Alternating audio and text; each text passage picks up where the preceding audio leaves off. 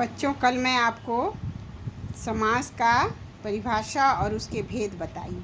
आज मैं आपको समास के भेद का परिभाषा और उसका एग्जाम्पल बता रही हूँ। सबसे पहले होता है अव्ययी भाव समास।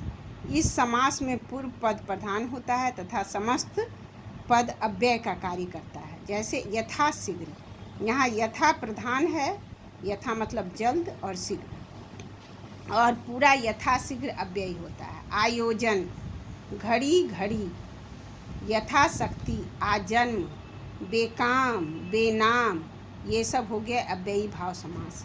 यहाँ प्रथम पद जैसे बे है, तो जिसको काम नहीं हो उसे बेकाम कहते हैं। तो यहाँ प्रथम पद प्रधान है और ये मिला हुआ शब्द जो है वो पद है, वो अव्यय का काम कर रहा है। तो ये हो गया अव्ययी भाव समास। आप लोग समझ गए होंगे अव्ययी भाव समास क्या होता है।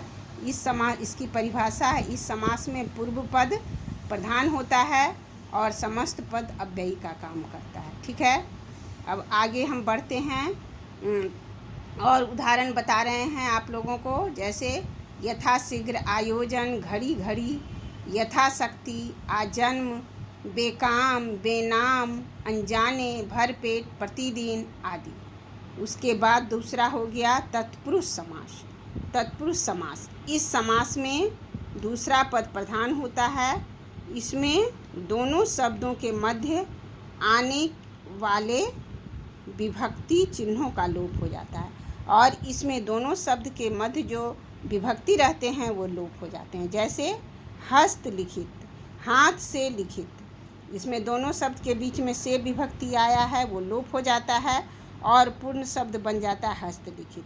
शरणागत, शरण को आगत, इस समास में दूसरा पद प्रधान है, लिखित, आगत, ये सब, और दोनों शब्दों के बीच में को है जो कि लुप्त हो जाता है। देशभक्ति, देश के लिए भक्ति, यहाँ देश के लिए भक्ति है तो ये दोनों शब्दों के बीच में के लिए है जो कि लुप्त हो गया, देश के लिए भक्ति। पथ भ्रष्ट, पथ से भ्रष्ट, यहाँ दोनों शब्दों के बीच में से है जो लुप्त हो गया।